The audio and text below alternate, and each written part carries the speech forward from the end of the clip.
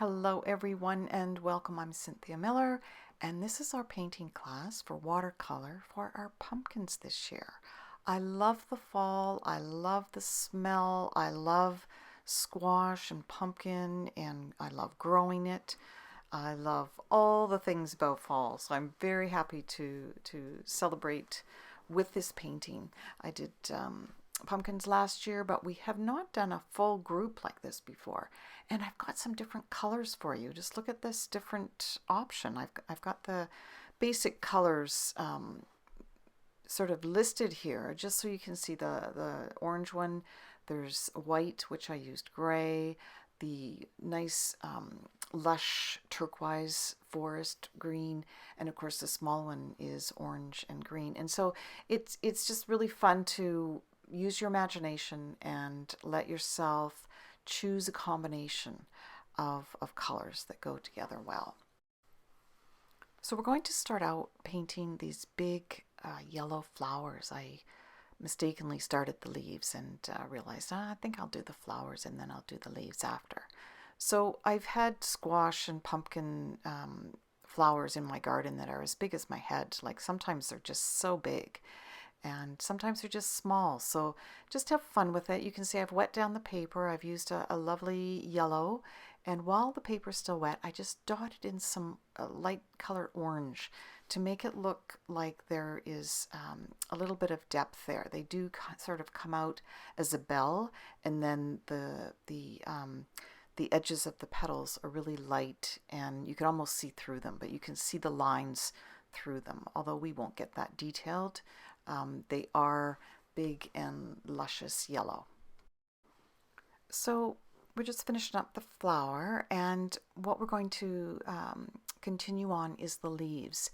And what I'd like to do is do the leaves, the stems, the little curlicues, the details of these. I want you to make them exquisite, detailed, make them different colors, and make them really pop out. And then when it's time to paint the pumpkins, it will just be like a wash that just shifts your artwork in just a second. As you put the color on the pumpkin, your artwork just really comes together. So what I'm going to suggest is that you plan your color scheme ahead of time. Get a little strip of your artwork paper and play around with the colors.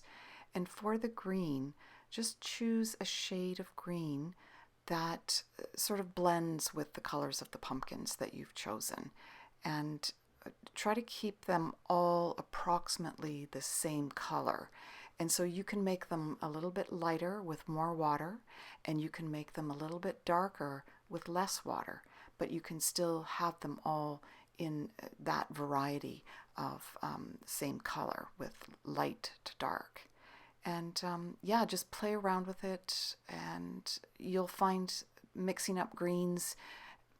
We'll probably be doing that quite a lot because we love to paint the plants and everything like that. So here's the color chart I use. I like to know what my colors look like together, so I just put them together, play around, make sure that I've got approximately what I'm looking for. So yeah, so we'll just go around and do the leaves, and as you can see, I'm just putting a nice little coat on. You can sort of add a little bit of accent with another layer, maybe the vein going down the center, maybe the lower part of the leaf a little bit darker than the upper part. We've got all different kinds of greens, and green is a funny color. People sometimes don't like green, so if your work is too much green, it's going to be too much for some people. But I think, you know, in foliage you want to have green, unless you're doing the you know, all blue. Just like this one. I quite like this. So I'm going to start with the stems. I have 4 stems, and I'm going to use a combination of different browns and greens, some light, some dark, and just putting sort of a first layer on here to outline what we're doing. So there's the stem, and then they sort of sit in this circle on top of the squash, and you want to outline that circle because I think that's really what helps it look like there is, you know, sort of the attachment there. It's a natural thing. So I'm just going over things now with a little bit of a darker color and adding a little bit where the underside of the stem is. And I think that helps to sort of show that there's a little bit of light on top. And so here I'm just outlining the circle where the stem sits in, and it's a little bit textured, so I'm just dabbing my brush up and down. You can see I'm doing that. And then just finishing off the top of the cap. It's going to be a circle sort of cut on a slant, just sort of think of how it might grow on the vine or how it might be cut from the vine, and just outline each of the stems. As you can see here, I'm just adding a little bit of a darker color to this one, and so it's almost like having 3 or 4 colors on each stem, different combinations. And so I think it helps to have a lighter color where that circle is. You've got the outside lined with a more darker shade with little jaggedy edges, and then the inside where it meets the stem is more smooth and lighter color. So we'll finish up the stems and make little brush strokes that go up horizontal to the stem. Make it look like there is still the veins visible that carry the food through the vine. Now the way I did these curlicues, and these curlicues are real, they do have these swirls on their tendrils, and I just put the right amount of paint on my brush. I tested it out and I made sure that I was ready to do those little bitty strokes one at a time. Now I'm just adding a touch more depth to these circles on the bottom of the stems, and I think it really does help to bring it out. So just spend a little bit of time going over the stems, making sure they're exactly how you want them. I think if we had have colored the pumpkins first, we would be sort of trying to use the labels. Oh, this is the pumpkin, this is the stem. But doing the stem first really works. So I'm going to put a little bit of texture on my pumpkin now. I'm going to show you how I did this. I've got a piece of beeswax and I'm just doing one stroke down each panel just to put a little bit of wax on the paper. This is going to act like resist and give it some texture. So here we go. I've already put the resist on this. I've already put the beeswax on this. And I'm just going to start out light because I am really sort of not quite sure about this color. I'm going to be using this beautiful burgundy color, and I love how it turns out, but it takes me a while to get to that place to use the color fully. So I'm just sort of playing with the highlight. That's what the wax does. It gives you an automatic highlight on the pumpkin. So try to keep it to the top curve, and then just start putting your paint on the different panels. And again, we worked on the stem to make each stem a masterpiece. What I want you to do is work on each panel and make it a masterpiece. So just one panel at a time, keeping the color a little bit lighter where you think there might be that form that comes out to catch the light. And then of course up around the top, around the circle, around the stem is going to be a little bit darker. And then down at the lower part of the pumpkin, the panel, it's going to be a little bit darker too. So I think the challenge is to not make it look too stripy, to have dark on the top and the bottom, and then have light in the center. You want to have it sort of abstract, but you also want that highlight to show up. So it does come together, but it takes me a while to get there. So most of the time I wet down the paper first and then I added the color, and that way it blends just so much nicer. Now these ones that sort of intersect with the leaves, you're going to have to work around the leaves, and of course you don't want it to look like your pumpkin is sitting on top of the leaves. You want those leaves to pop out. So you may have to go over them again one more time when your pumpkin is dry, when the color is dry, and add that in. but you can see I'm just adding light color and then adding more pigment on the wet paper. It's blending in nicely. I was thinking, I think at first, to do this a light burgundy color, and I wasn't 100% sure of it, but as time went on, I just kept putting that darker burgundy in, and I really do love this combination. So using the same beeswax, I'm just putting in 1 stroke per panel just for the front, and I suggest only once because I think it gets a little bit messy if you have more than one. So I'm using my one of my favorite colors, yellow ochre, and it's just yellow ochre by itself. This is a really lovely gold color, and you can see how the wax on there is resisting soaking up the paint and the moisture, and this is the texture that I'm looking for, because I think that when you look at pumpkins, you look at squash, they're all different. They all have these blemishes and marks, and you know, the panels are outlined with these seams, so you want to sort of outline that as well. So yeah, just take your time with this process, one panel at a time, and if you've got a lot on your brush, then do the next one as well. I ended up putting quite a bit more pigment on both of these pumpkins. You'll see the picture at the end. It's not entirely on video, but it's just basically adding more pigment. I just wanted it to be more vibrant. They seemed like they were lacking a little bit, and sometimes, you know, when we're developing our style, we sort of hold back because we're not sure. And I think that, you know, if you start out light, then you can always add more to it. That's my assumption anyways.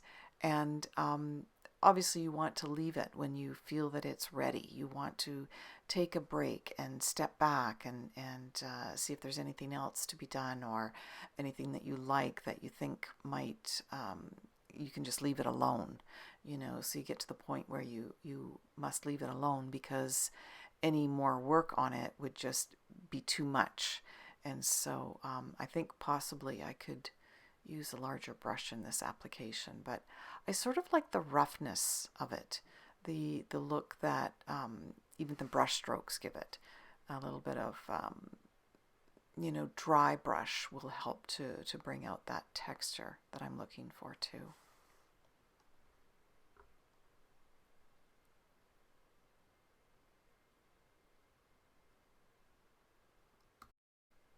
So we'll leave those 2 pumpkins. I love the combination there, and I want to have something that sort of blends with that. So I decided to go a little bit traditional. This is a lighter color yellow, and what I'm going to do is make sure that the surface of the paper is damp, and I'm going to just go in there with little bits of orange dots, just tapping in a little bit of orange along the seams. And you can see how that kind of blends with the yellow that I put on there first, and it sort of opens up the shape of this small pumpkin. I like the way this one turned out, and it just, as it dries, it continues to blend. So you've got a really lovely combination of colors there. So we've got a bigger brush. We're going to take on the bigger area here on the dark green giant pumpkin, and you can see again how the wax is setting up the paper to not soak up the color or the water. And so I'm just going to use my brush and give it a little bit of a one layer, and I'll just keep going over it, putting in more pigment around the edges where it intersects with the other pumpkins, around the stem where it sort of comes into that attachment. And yeah, I think that this color is good, and I think that putting on this beeswax is really kind of fun too. Gives you the sort of little bit of abstract texture. You're not quite sure how it's going to turn out until you put the color on there. Now when you're drawing out your pumpkins and finishing painting them, you want them to look realistic around the stem, and you can see how there's a little bit of a piece of the pumpkin behind the stem. You want to make sure that you always have that in there, because it'll make it look a little bit more realistic. So that really is the essence of how I did the pumpkins with the beeswax. I love this texture. I love that it's sort of random. You're not really sure what it is going to look like, but I know that that's how vegetables grow. We're not sure what's going to sort of transpire and come from those vines, and that's why I love the artwork that comes from my garden, because it really does depict what's going on. Everything is in its perfection and perfectly imperfect. So yeah, I hope that is a good explanation of how we did that. And if you're wanting to join us live, it's really easy. You just get the Zoom link from me, and the first one is free. You come and you see what we're all about.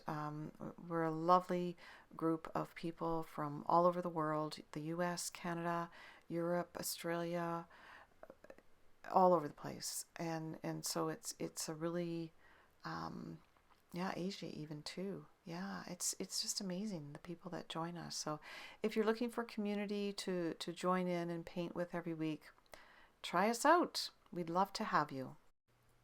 Now I've decided to do just a little bit more touch-ups with the leaves, with the flowers. As you can see, I'm adding just a tiny little bit more detail with the orange color, and it really does help them stand out a little bit. I think that is what I am looking for in this, a little bit more vibrant color.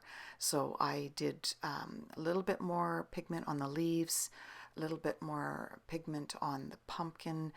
It just sort of seemed a little bit washed out for me. So just, yeah, have a look at the final picture, and just have a look at, the vibrant colors that are a little bit more noticeable on the final picture.